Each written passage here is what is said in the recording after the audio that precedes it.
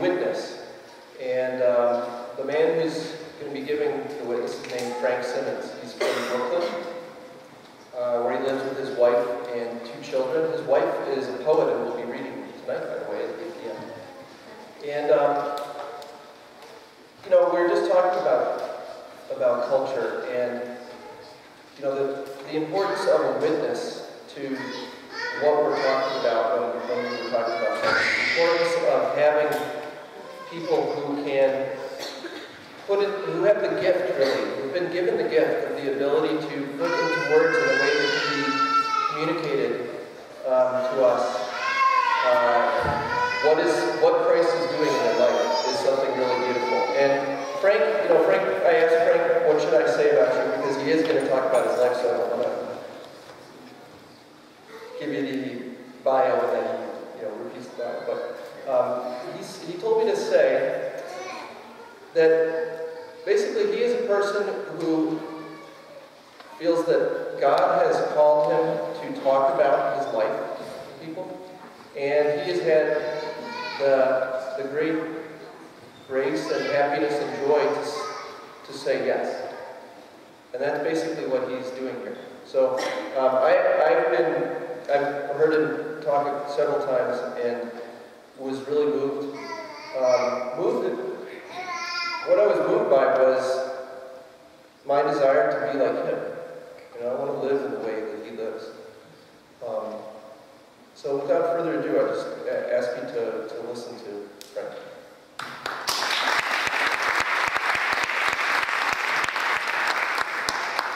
Yeah, you know, the greatest thing I can do at this moment is share my life. This is like my family. You know, I spent many years alone in the streets. I thought that I could do essentially what God does with reality, so I decided to follow myself. And that didn't work out too good. Father Vince Nagel mentioned, you know, that there's a certain contrast that helps. If you can see both sides, then you can make the judgment. So I'm not here to make a judgment for you. I'm simply going to tell you about my life. You make the judgment. So, first of all, it's important to have witnesses. I witnessed Father Vince Nagel last night, and I said, what a great thing. You know, I need Christ to be something I can understand. I don't understand him in heaven, and every time I pray, he throws a lightning bolt down and says, here's your answer and stuff. No, I need something I can see, something I can experience, something I can touch. I need that. Maybe everybody else doesn't need it, but I need that. I need that. To say that from the beginning I was this great, faithful person, that's a lie. I wasn't that faithful. I needed proof. You know? And some chains of events happened. And I'm going to briefly go through some of them. But this sounds weird, but the object of my affection was my mother. Everything, my desire was to be a good son and to follow my mother. She was the greatest gift I could possibly have. What a stunning thing when she was no longer there. Then I realized that I'm like, you look at the ocean, you see the waves breaking on the shore, and in our minds, we build these little castles in the sand that too close to the shore. The waves come in after you did all this work building these little castles in our mind of how reality is supposed to be. The wave comes in, and guess what? The shore is back to the way it was. It was back to the way it was. I realized I needed something more than my little castles that I built. So my mom and my pop, they were Roman Catholic. You know, I was forced, but no, let's change that around. I had to wear suits every day. When I went to church, my mom had this big bonnet on, and my father had roses in his shirts and all this other stuff. And I was like, and they were like, oh no, you're gonna wear this stuff too. And I was like, oh man, this is what church is about. I have to wear this stuff to go with. But anyway, it became such a repetitious thing to me. It almost became something I didn't want to be a part of because I wasn't voluntarily doing it. I felt that I was being forced to do it. That's not how I feel now, but that's how I felt then. So anyway, let's get back really quick.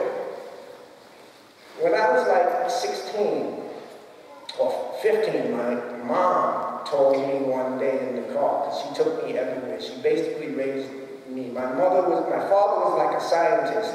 He worked, he brought in the money, but he worked 2, sometimes 3 jobs. So mom raised us. When I'm the youngest by 15 years, so by the time I was born, my brothers and sisters were all moving out the house. I was basically the spoiled little brat that was home with mom most of the time and got all the things that none of them got, which they all used to remind me, yeah, you're just a spoiled little brat, you get everything. I was like, yeah, that's your problem.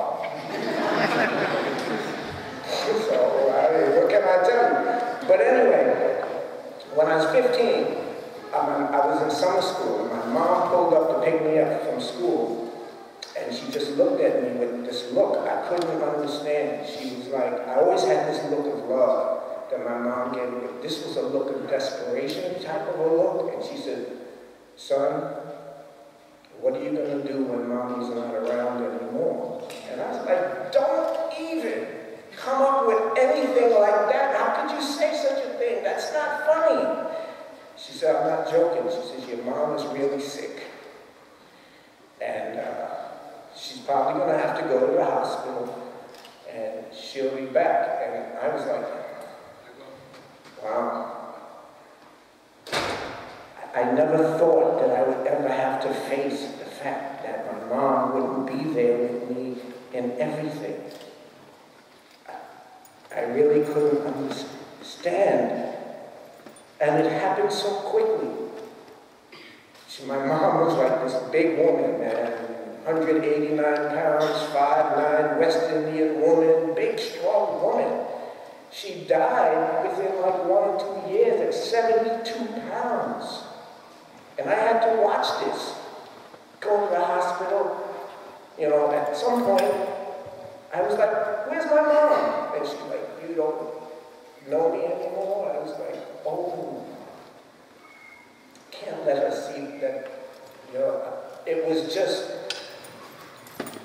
anyway, I lost faith in God at that moment. I didn't believe he was this merciful God that looked out for us, that loved us.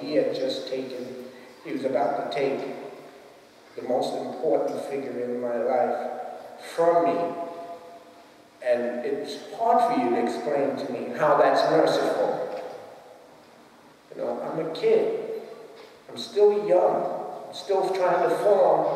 But of course, I was a rebellious kid, see, because now, when my mom was dying, I remembered all the time she was trying to help me and tell me all these good things about my life. And I told her, you don't understand me. You don't even remember when you were a kid. How are you going to tell me how it is that, I was stubborn, very stubborn, rebellious kid. I grew up through a very racial time. They moved me from the neighborhood I was in to an all-white neighborhood. There was maybe 10 blacks in my school out of 3,000 students. And they used to treat us bad, and chase us home from school and tie up stuff, write stuff on our lockers. And all this I dealt with. But did I really deal with it? Is the question, because after my mom died, when she actually died, all these things, they just bursted inside me. I felt sorry that I didn't listen to her when she was trying to warn me about the friends I had. I didn't even think life was worth living anymore. My goal from that point on was, maybe I'll die and then I can just join my mom. You know, that's kind of what I live for. So I had this conversation with God that day. And I told him, I says, you know what? You're not real. You're like one of them statues or, you know, a picture on the wall. I chose not to be aware of God. Does that mean God doesn't exist? For me, it meant he didn't. But does that mean that God doesn't exist? So I decided, if we're riding in the car, I want to drive. God, you can get into the back seat. I'll drive. You know how many accidents I had driving? And then it was like, But anyway, I told God after this, I don't need you no more. I'm going to follow my own stuff. I'm going to do what I need to do. And guess what? Just like Father Vince said, back in those days, it was love and peace and sex, drugs, and rock and roll. So, hey, I got a good guideline on what I'm going to follow. Only problem is, can you control these things? Do you really have the power to control reality when it comes to you? And if you do want to assume that you can have full power over reality, who are you saying you are? Who are you saying you are? You're accepting some of the things that it's God's responsibility, but you're saying that you can do them yourself. What that led me to was drug addiction, heroin, which all fits into drug addiction, of course, but heroin. It finally ended up with crack cocaine. I was in jail so many times that the police, when they arrested me in the street, said, we're not arresting you, we're rescuing you from yourself. They felt bad for me. That's how bad I was. It was just so remarkable what I had done. I followed myself. And I took myself to a level where life had no more meaning to me. The only thing I really wanted, I was too much of a punk to just grab a gun and put it to my head and pull the trigger. Forget that. But if something happened, I had no problem with ODing or something like that. I OD'd many times. And I woke up and I was pissed. I was like, oh, man, why me, man? How come everybody else is dead and I'm alive? You know, the 9 friends that I grew up with, there's only one alive now except for me. Only one. So I'm just giving you an idea. But there's 2 things that I really want to mention to you. And this is very important because when you converted, when you have a conversion, you're able to look back, even though, you know, you don't really dwell too much on the past, you're able to look back. And once you recognize God in your conversion, you realize that God was there the whole time. Even when you were being bad, even when you didn't want to recognize that He was aware, because you don't stop God from being who He is. You just try to cut it yourself. So anyway, I'm in jail. I know it's going to sound funny, but I'm in jail, and I had sold narcotics to these agents. And I got arrested, and I was tough, man. I came in from the street, all 120 pounds, 6 foot 120 pounds. I come into jail, and there's these big dudes in there, you know, like, yeah, man, let him in this cell. We'll take care of him. And I'm like, oh, man, you think you're a criminal, but now you're around the real criminals. Are you really a criminal? You know, I was like, I don't want to be. You know? But anyway, I'm in jail, and these guys came down that were upstate doing lifetime in prison and whatever, and they came down, and I'm telling you, the guy's arms were almost the size of my waist. These guys came in, and, yo, we don't want no trouble, man, but, you know, if trouble comes, we got life. They can't give us no more time. All right, I got you, man, I got you. Did I ask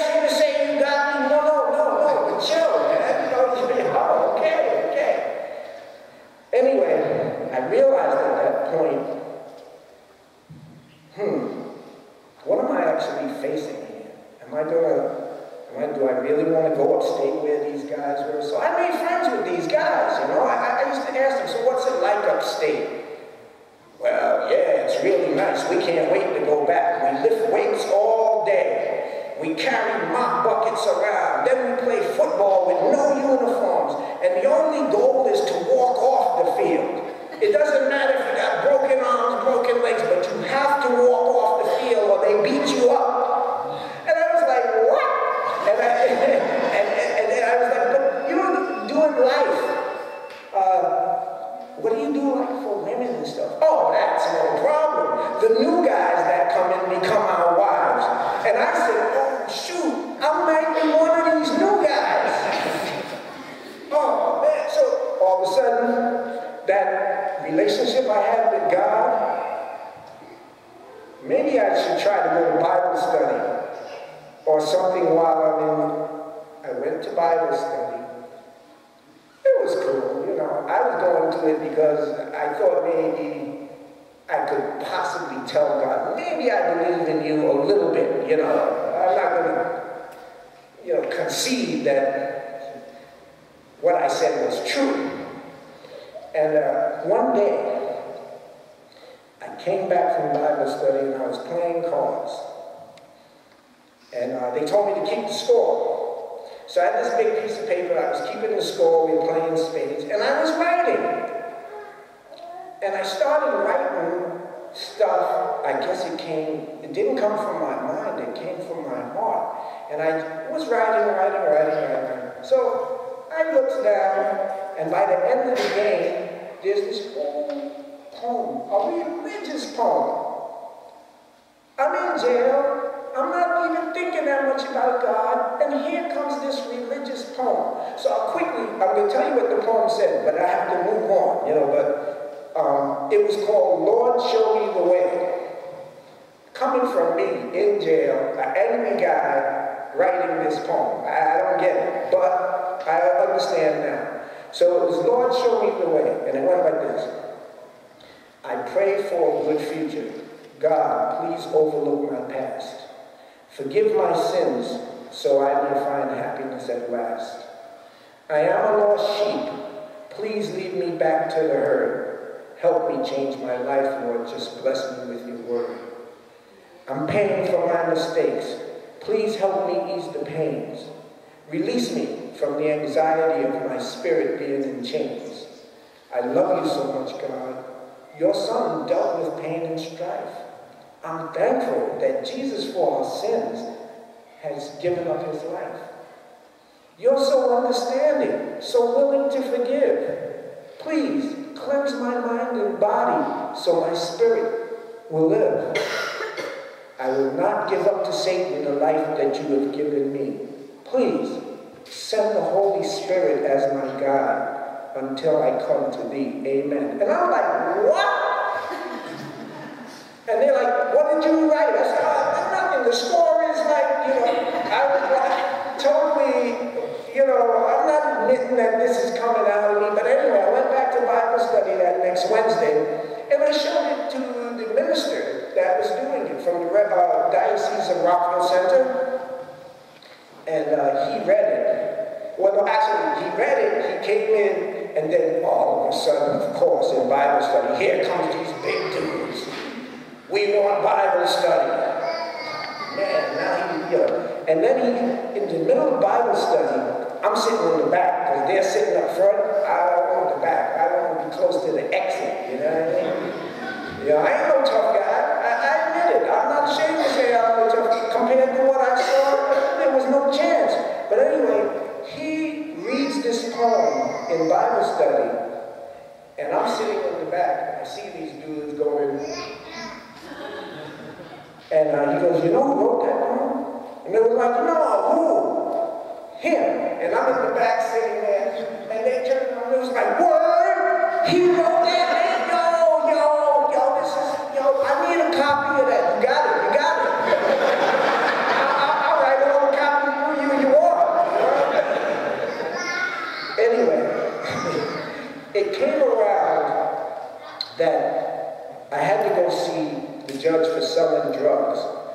The judge's daughter had just died of a drug overdose. So here I am in front of this judge.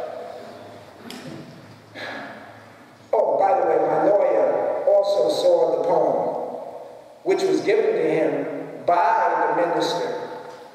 And I'm in front of the judge, and I says, hey, Mr. Simmonds, do you realize that when you sell drugs, you are supporting an organization that is killing the youth of America?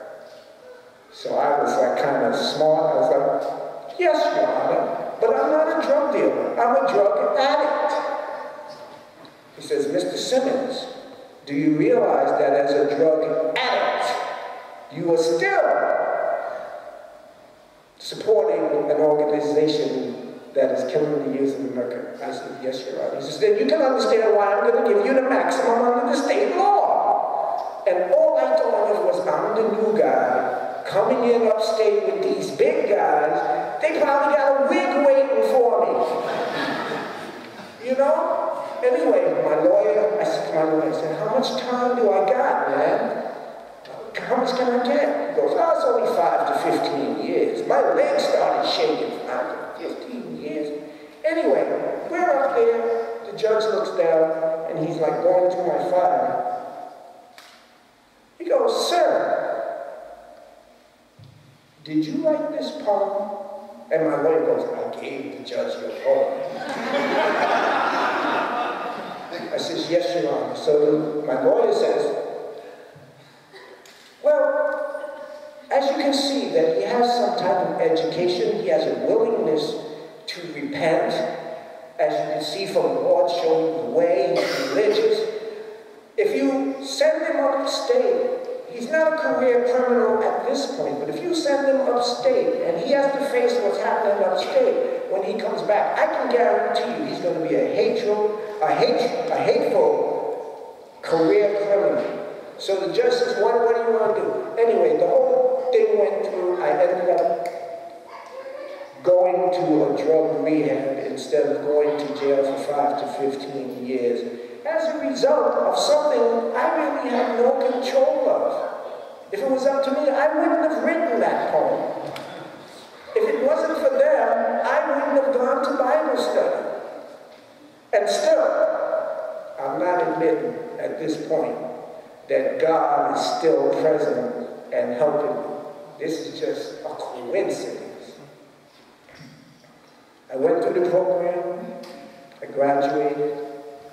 My father was real proud of me.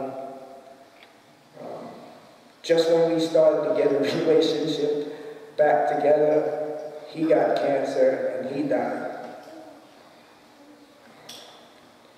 I went back to the streets. It's my fault. I don't blame anyone else for it. I don't say it's my environment or anything. I made bad decisions. The worst one I made was trying to omit God from the equation of life for me. You know, that was the worst thing that I could have did. Become no longer aware of God in my life. Because then hope and faith went out with that. And still, despite all of that, things were happening that were contrary to everything that my eyes were seeing happening. That's how far off that I had become estranged. You know?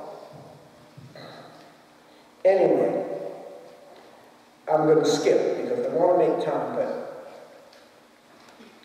I thought of women, you know, in the street.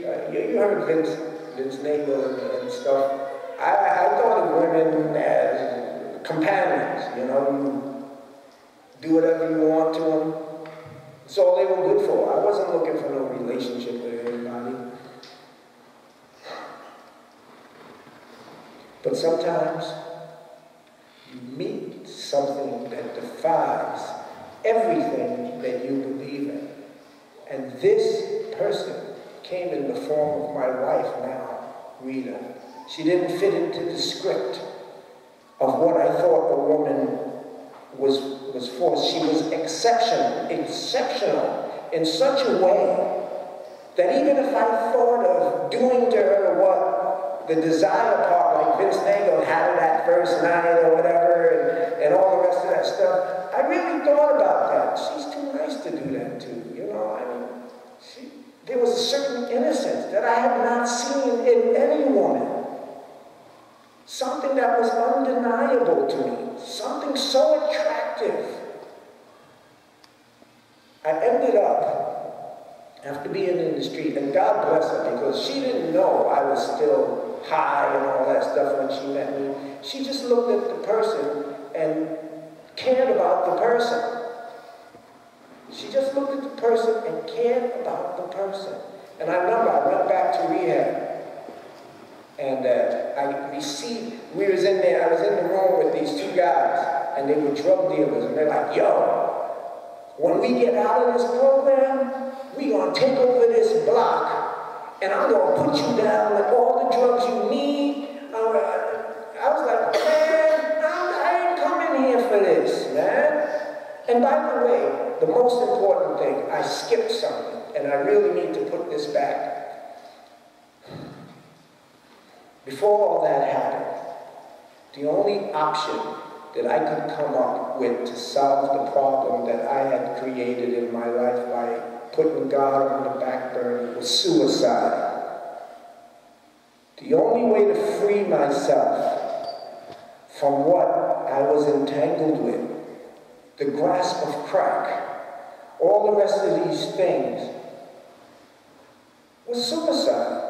I was like Lon Chaney. Those of you who are young may not know, he was the wolf man. And every time the full moon came up, he turned into a wolf. But the full moon stayed up for me every day. I never turned back into the innocent kid that I was. I was always some kind of monster that was less than a human. And I thought that everything I was going through was the punishment that God gave me. See, now he's back in the picture when punishment and all the rest of this, oh yeah, it's his fault. It's not mine now, it's his. You know? And when I went to commit suicide, I was going to jump in front of a train. And we had an elevated train, and I knew exactly how to do it and whatever. And the night before I went to do this, I was sitting on the corner. I had sold my shoes, I sold my jacket, it was cold. And I said, well, I got to go rob somebody. That's the bottom line. I'll rob somebody at 2 o'clock in the morning in this neighborhood. I'm sitting on the step. And, of course, it sounds funny again, but I look up the street, and here comes this guy. Do-de-do! I said, perfect! This is the guy I'm going to rob. And as he got closer, he was dressed in black, and he had something white by it. And I was like, oh, now I hit an all-time low. I'm going to rob a priest.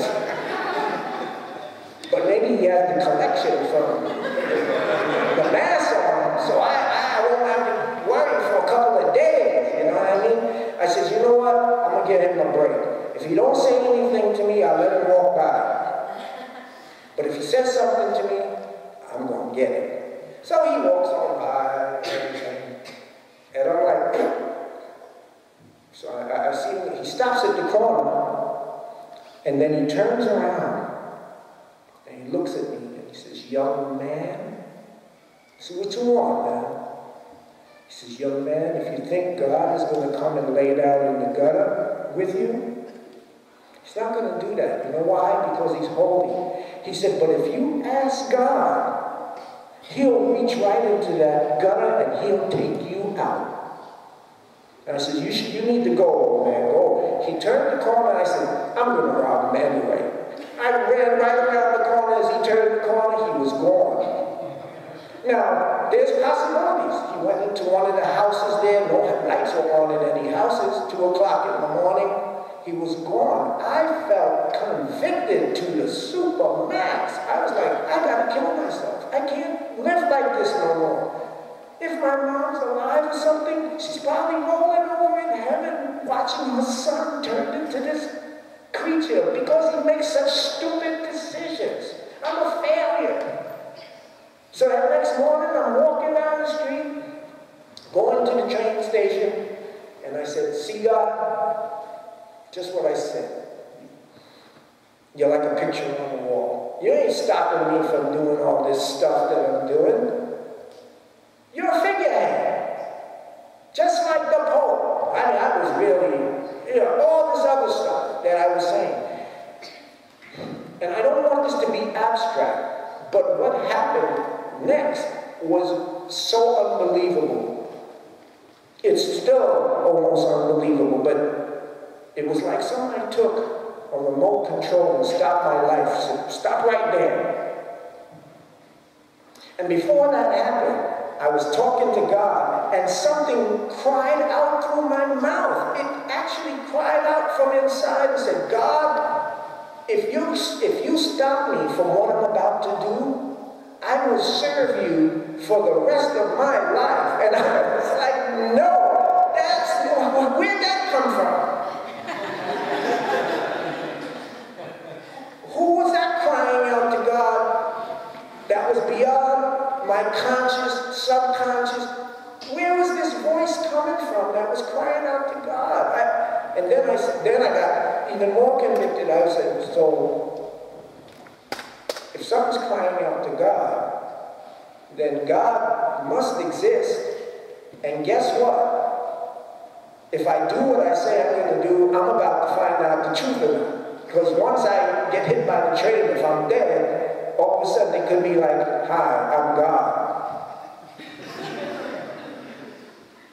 So, anyway, as I was going, this guy had told me, if you ever need help, just dial this number, 1-800-WE-DETOX. I dialed the number, there was a phone right by the train as I was getting ready to go up. I called in and they said, I'm a medical center, how may I help you? And I said, I don't think you can help me, but I'm about to kill myself. I'm a hopeless drug addict. Is there something you can do? And he's like, yeah, we can send a cab. You just tell me where you are. What's your name? I said, my name is Frank. When I said my name is Frank, I became a person to myself. And I realized that even though I didn't like myself or care about myself, something did. Something was trying to stop me from doing what I was doing. Anyway, I made the connection.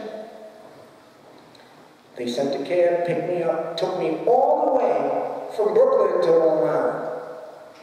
When I pulled up at the place, I said, hey, this place looks familiar. They go, oh, yeah. This used to be Hempstead General Hospital. And my skin started to crawl because Hempstead General Hospital was where my dead mother used to work. And I realized somebody was praying for me. Somebody didn't want me to do what I was about to do. And you know, I stayed in that program for 7 days. They tried to put me out. I refused. Send me somewhere else. Send me somewhere else. And in that second program is where Rita, I'm in the room with the two guys, and they're telling me they're going to set me up with this drug. I received mail, and they got their stacks of letters. I got this big manila envelope, and it said, inside it had a bronze Madonna or Mary or whatever. It was a bronze plaque. And it said, I didn't know you were going through all these things that you were going through. But I want you to know, despite all of that I love you, I care about you, and the tears just started coming out my eyes. I didn't even care about myself. Who is it that can love me when I don't even love myself? The word in the street is nobody wants you when you're down and out. Everybody's quick to jump off the ship when you're doing bad. You're doing good, you got all the friends in the world. Here I am, down and out, and somebody's telling me they love me. I started to cry. And the guys in the room were like, are you crying? And I said, no, I'm sweating from my eyes. You know? But I stayed through the program, and I went to another program and whatever. So this is where things began to change. I was talking about my experience with a guy in the program, and he was real cool. He was like, very compelling story you're telling me here. He says, but as I recall from your story, you told God that if he stopped you from doing what you were doing, that you would serve him the rest of your life. Is that correct? Yeah. So how are you serving? What are you doing? He did his part. You doing your part? Boy, when he said that to me next Sunday, I was in church. And it was a Pentecostal church. And my friend was the pastor. And here I am now, brought up Catholic now. So now I'm in the church with people running around, talking in all these languages, jumping up on, laying on the floor, people fanning them while they're on the floor and everything. And I said, man, God got to be here if I do that. I ain't doing it for show. The Spirit got to really take me and do this, you know? So when they ask, you know, who really wants a relationship with Jesus Christ? Come up to the altar. I was like one of the first to come up to the altar. All of a sudden, boom, 5 people on the other side of me, 5 people on the other side. So I'm in the middle. And I'm almost laughing because I can't believe all the stuff I had just witnessed. And he goes over to the first guy, touches him, and he's like, boom, the guy falls out on the floor. I look around, there's 4 other guys laying on the floor, there's another guy, and then it's me. And he was telling the guy next to me, you need to stop doing this personal stuff that he didn't know. Supposedly, he was like, you need to stop hanging out with this guy and doing these things. I said, oh, here we go. He's going to put all my linen out here in church. You know what I mean? My dirty laundry and stuff. And he came over, touched me on the head and says, God, you know Frank. Whatever he needs, give it to him. I'm waiting to fall out. Everybody else is falling out, flag, you know, being flagged, and I'm the only one at the altar. God don't love me, man. He's doing everything for everybody else. He's still pissed off because of what I said to him before. So I went back and sat in the chair, and 2 weeks later, I'm sitting here, comes that dude again. So, you're different now. He says, I am. He says, yeah. He says, say something. And I says, yeah, I did go to the church that, you know, I am trying to help God. He says, you're not cursing. Every other word out your mouth used to be a curse. And I don't see you smoking any cigarettes. And I smoked cigarettes, 2.5 packs a day, and when I ran out of cigarettes, I had top rolling paper. I used to go and pick up the butts off the street and roll up the old cigar or whatever, and smoke them. And I realized I had a whole locker full of cigarettes, and I went up there, and I gave them all away. It's like 13, 14 years later, I never smoked again. I very rarely curse. My life, something had changed. I was looking for it to change in a particular way. I wanted to lay on the ground. I wanted to whatever. And God did it the way He chose to do it. Not the way that I thought He was supposed to do it. You know? So anyway, now, I meet Rita, and, you know, we talk, and she was a very spiritual woman. And she introduced me to Seattle. And like I told you, I'm like Doubting Thomas and stuff. We go to this meeting, and everybody's sitting there. Don Giussani did this, and Don Giussani did that, and what would Don Giussani do in this situation? I said, look, man, I ain't even heard Jesus' name once. I'm hearing Giussani. This is wild. You know, this is wild. You know? So I said, I remember Jonestown, where people start. So my who is now my brother-in-law, sitting next to me. He's like, here, you want something to drink? No! I'm not thirsty.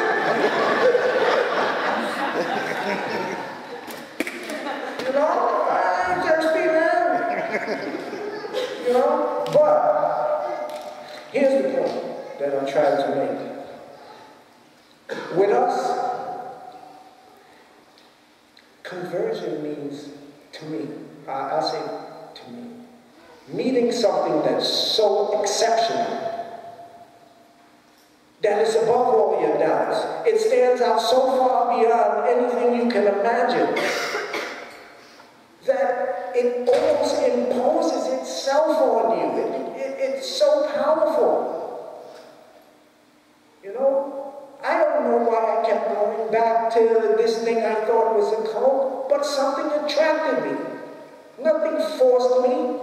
Nobody asked me to change at all. I always thought, you know, you become Catholic, that means you walk around with a cross on your head, and everywhere you go, you're genuflecting in front of everybody, and you can't watch anything on TV, and everything is, you stay in church doing rosaries all day, and, you know, no, this is my opinion of it. I based on probably what my mom and my pop did when I was a kid, you know. I really had this bad.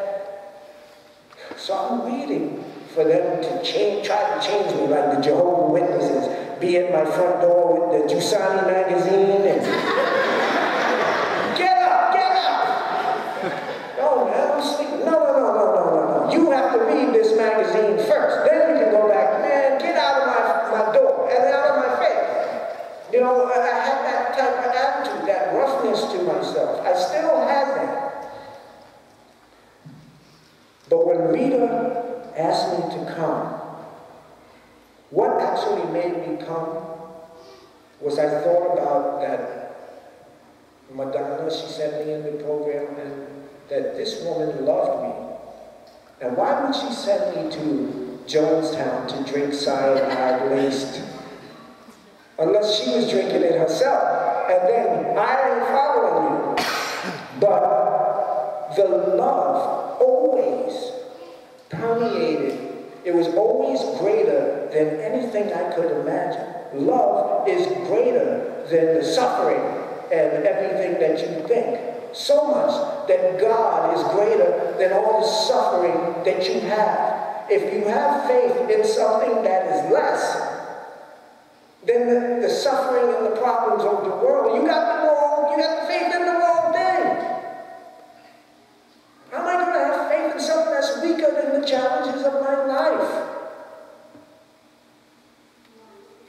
How does he speak to me? Back to that, does he speak to me on those lightning bolts from heaven? Does he send down angels that peek out my closet at night and say, hey? I'd be scared to death. No. His humanity. And I converted. I willingly recognized. She used to ask me, are you Catholic or not? No, the only thing we need to know is that I believe in the Father, the Son, and the Holy Spirit. I don't have to be called Catholic. No, I'm proud to be called Catholic now. I'm proud. It changed me without me even recognizing it. It imposed itself in such a way that is amazing. So after I get all these things that happen, you know, okay, now I'm skipping again because I don't want to, but I'm married now 10 years to the same woman that sent me that thing in the mail, and I have 2 children, the same streets that people used to run when they used to see me coming up thinking I was going to rob something or do something violent. I walk up those streets today, and the people are bringing their children out the house. Hey, I remember you, man. You look good now and everything. This is my new son. And my friend saw me from the street and said, what happened to you? I said, said, man, you look pretty bad. He said, you look much worse when you're out here. He said, but you don't have to tell me. Something great happened to you. I didn't have to go out and sell God to anybody. I didn't have to sell God. Witness. Be present. Like I am now. Present. I'm not thinking about what God's going to do tomorrow. I understand what he did in the past. But what is he doing now? What is my evidence of God working now in my life? That's what's important. What does God owe you? Does God owe you something? Does God owe me something? But he does it freely, willingly. I want to be able to do that for you. So I'm willingly sharing my life with you. And when I tell you that I'm here because I love you, I mean it. I never told nobody. My father, when he died, right before he died, was the first time I ever told my father I loved him. And even then, he was in the bed, he goes, I know. He didn't say I love you back or anything like that. It was like, we never, But I can say this today in all confidence, not because Frankie's some great guy. I mean, he is, but he's not this great guy. But because that gaze was laid upon me when I was in the weakest time of my life. A gaze of love that was given to me when I couldn't even love myself. The recognition of this love converted me, allowed me to love in such a way based on that gaze. So I have to get to the subject that we're on right now. So I'm going to go, I just wanted to give you the contrast of how my life went. Do you think that Jesus came down here and suffered for us? If suffering didn't have a meaning, that don't make sense. That he could have just stayed where he was and said, all right, everything is done. God chose a particular method. He gave his only begotten Son for us. He suffered for us. That was the method. And the only thing he asked us to really do was love each other like we love ourselves and keep him first in everything that we do. Do we do that all the time? No. I don't. I try. I forget. But I get back to it quick because I have a lot to remind me. That contrast of how grateful I should be for every single day. So I'm married now. I don't know how, this goes quick. So I didn't believe in school community and all the rest of that stuff. Next, I'm head of school and community. I'm head of the New York chapter of Communion and Liberation. And not like Carlo, I wasn't born in Italy. I didn't hang with Giussani. I didn't get all of those benefits that these people have. But I do have that benefit because why am I here? God gave something special to Father Giussani. He didn't keep that gift for himself. He put it to work. That grace stays a grace, but it's not put into action until we do something with it. And it's not hard. Share it. Just share the experience. This is what I'm here doing. I'm sharing the experience of how God lit my life up. Anyway, I'm asked to carry the cross across the Brooklyn Bridge, right? On the way of the cross. So I still got my friends from the street. They're totally against me being in CL and all that. They're like, forget it. So the first time I carried the cross, I was in the newspaper and all this. So my friend called me up. I said, yo, did you see me on the Brooklyn Bridge with the cross? He says, no. What I saw was some black dude carrying some wood with a whole bunch of white people behind him. You're the token.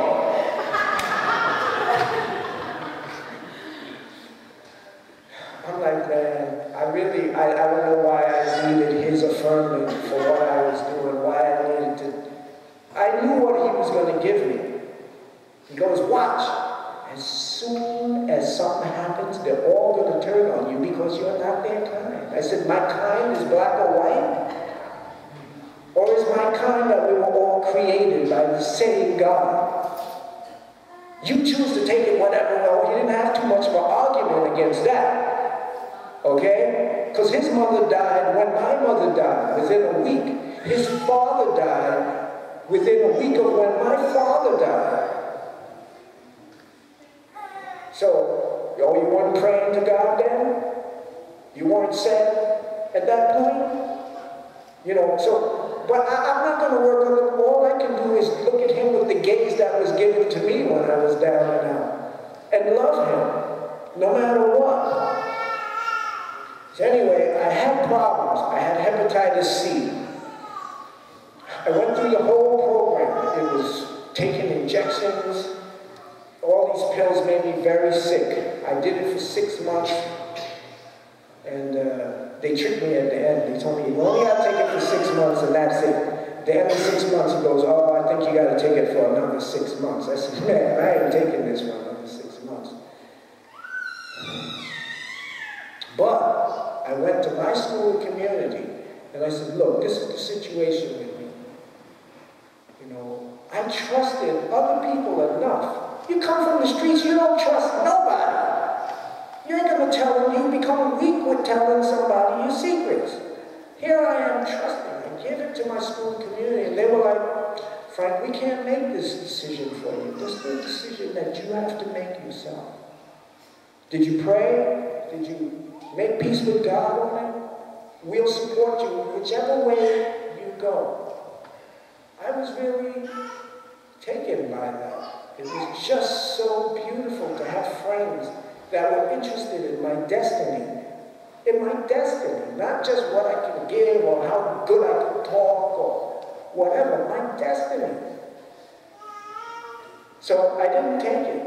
And then, a couple months later, I guess there's a little pain in the side. So I went, I thought I had gallbladder problem. And it was right before last year's vacation.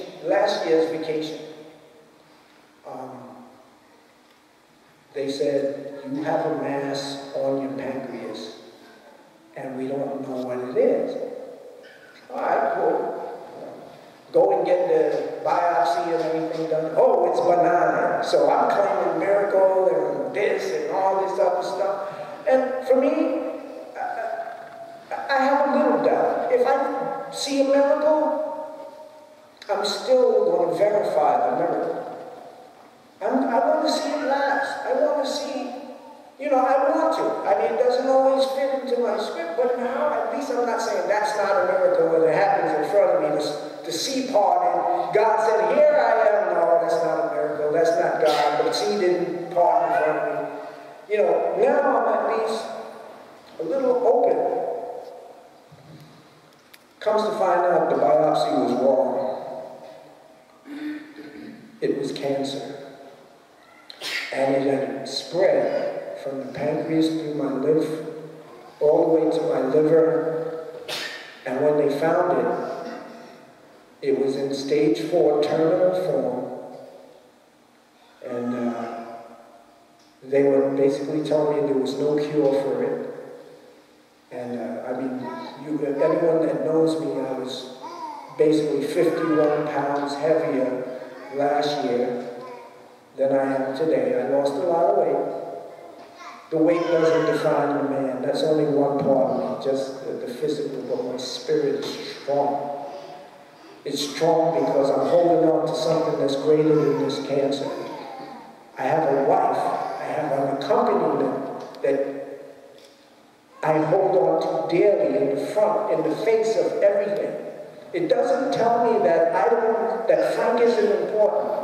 Cancer didn't call me into this world. It didn't say, Frank, I created you out trying to convince me that that love isn't true. I'm beyond being convinced. I got a whole history of that love being, can't be taken from me. I'm still a joyful person. I'm still here laughing. I'm still talking with you. I'm still present. And the one thing I said to cancer when I first had it, well, actually, when they were going in to do another thing on the tumor with another biopsy, my wife was there in the room, the waiting room. I was in these curtains, and my wife says, "Honey, what can I do? What can I do for you?" I says, "You know what, honey? I have everything I need already. The love of God. He was first. So,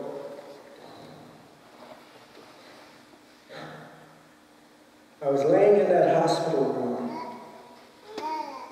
Doctors coming in, shaking their head. My wife was with me through every single bit of everything. I went to a doctor, and he told me, first of all, about the accompaniment. I have so many friends that are so expertise in so many things in this accompaniment.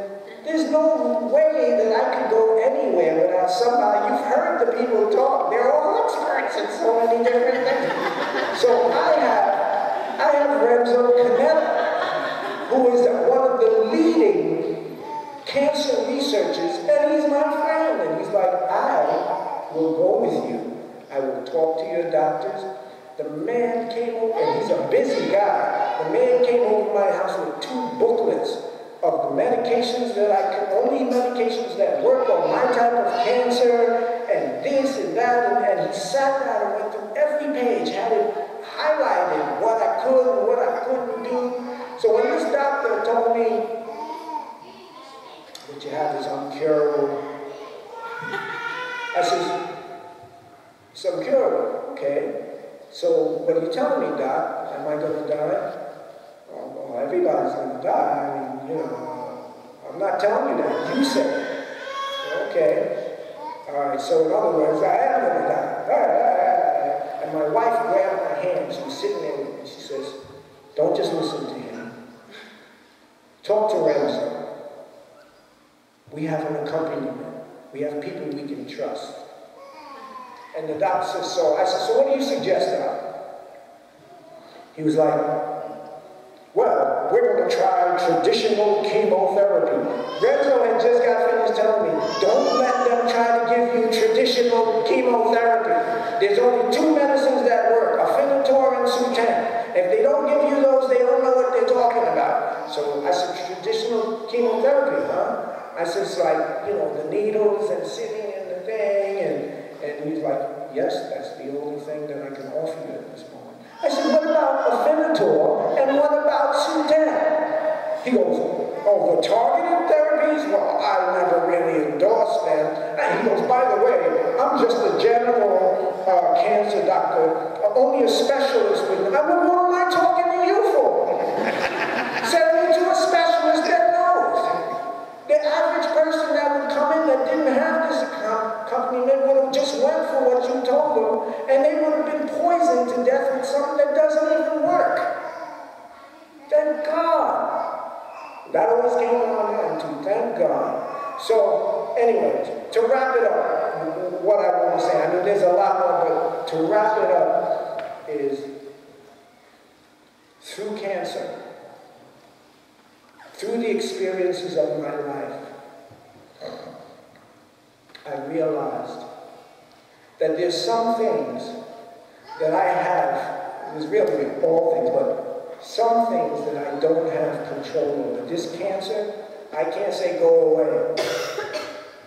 It takes something greater than me to, and cancer has to get permission from my best friend in order to do anything with my life, just like Satan had with Job. Yeah, you can torture him, but you can't take his life. God set the parameters. Who has the real power?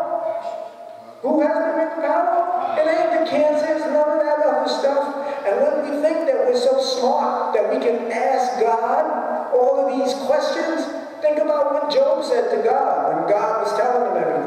like, yeah, God, let me ask you this question. God answered all his questions. And then God said, well, I answered all your questions. Can I ask you like a question? And Job was like, sure. Like, I got the answer anyway to God's question. He's like, where were you when I created the universe, the sun, the moon, and the stars? I ain't got that answer. How many answers don't you have? Why don't you depend?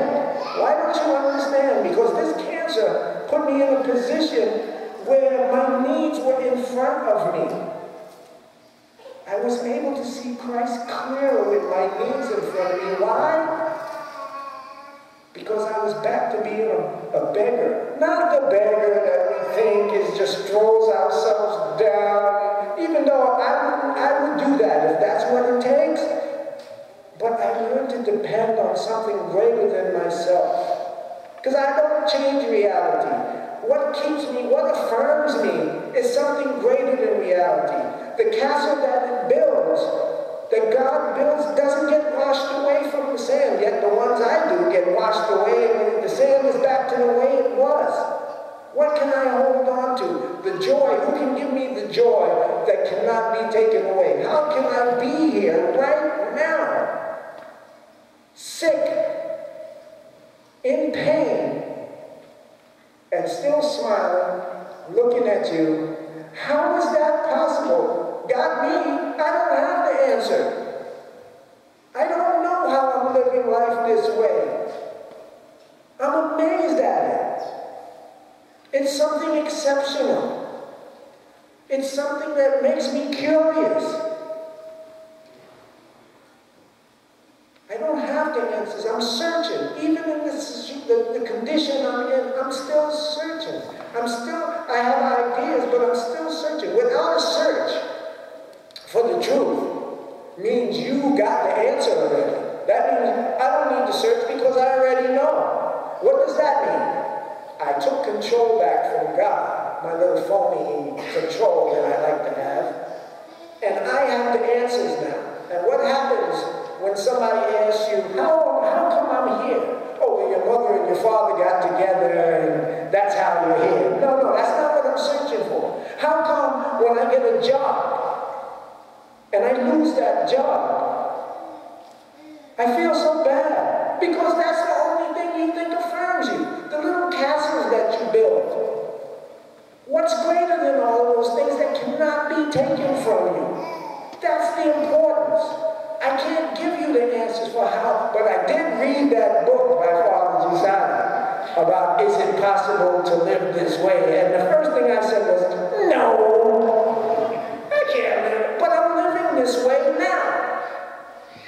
Not because Frank is a great creator, he's got the keys to hell and he can go down there and take them from the devil. I'm just a poor, foolish guy that made bad decisions in himself and found out that that didn't mean anything to God. God loved me unconditional. And I'm part of the reason why Catholicism really pulled me so close is nobody told me I had to change. Nobody said, you can't be Frank. Does Father Vince Nagel change when he comes up here, when he talks to you? Does he have to turn into, well, let me tell you about chapter 4. No, he's not. He's free. I'm free. I'm free to say yes or no to whatever Christ offers. Not to make up how I'm going to sacrifice. Suffering has a meaning. I offered everything. When I was crying, and I said, dang, cancer got me, I'm going to die. And I said, you know what?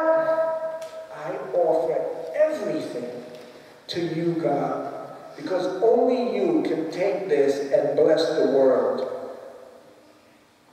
I'm not going to assume your position, because that's foolish. But I can offer everything. Suffering has a meaning. We get tricked by the world. The world tells you, I can give you everything that Christ can give you. You don't need Christ. Just follow Lady Gaga. She'll show you the way. You get a good job, you're the best human being on earth. I'm not affirmed by that. I'm affirmed by every word that comes out the mouth of God. And one word really means a lot to me, that he said, Frank. Among the stars, the moon, the universe, he called my name out of love.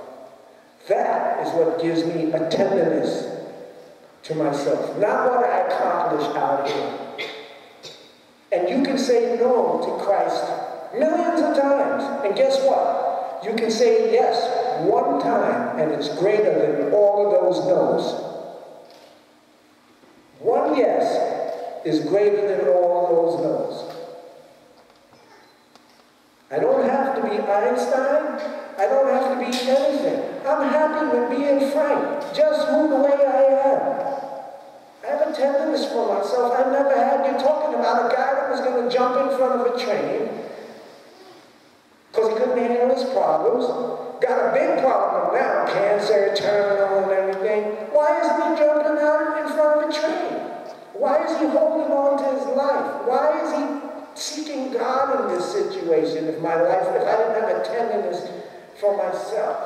Why is he here now with you? Because this is the presence. This is a presence. You are a presence to me. The grace that's been given to me isn't a grace that all of you don't have. You go to John. I think it's the first chapter of John, verse 16 or 17. From the abundance of his grace, we have all been given grace for grace. Not some, not most, not a chosen few, all. You know, so I just wanted to share that moment, let you know that suffering does have a meaning. If it had no meaning, Christ wouldn't have came down here and suffered for you. Then we're talking about a God that does something for no reason. He's a coincidental God that I'm here right now talking to you. Is this a coincidence? Something that Steve just said, come on, you think it just works that way? It just starts there with Steve? What motivated Steve to even have this? When he saw the encounter in New York, when he experienced this, it doesn't matter how many people are here. If one was here and God said, show them that I'm still working, I've done a great thing. It doesn't take the multitude. It's not numbers. It only takes one. Only one. You know, so I just wanted to share what I have. I'm not rich. I don't have a fantastic job. I have Frank. I have my life. And that's why I came, to share that with you. Thank you very much.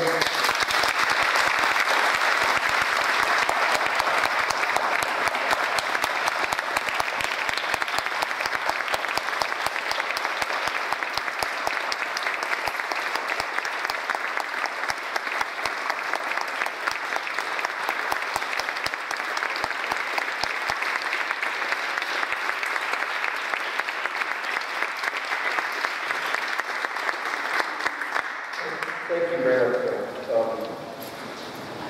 So I can't think of a better preparation to Mass. So now we have Mass at 6 o'clock. After Mass, there will be time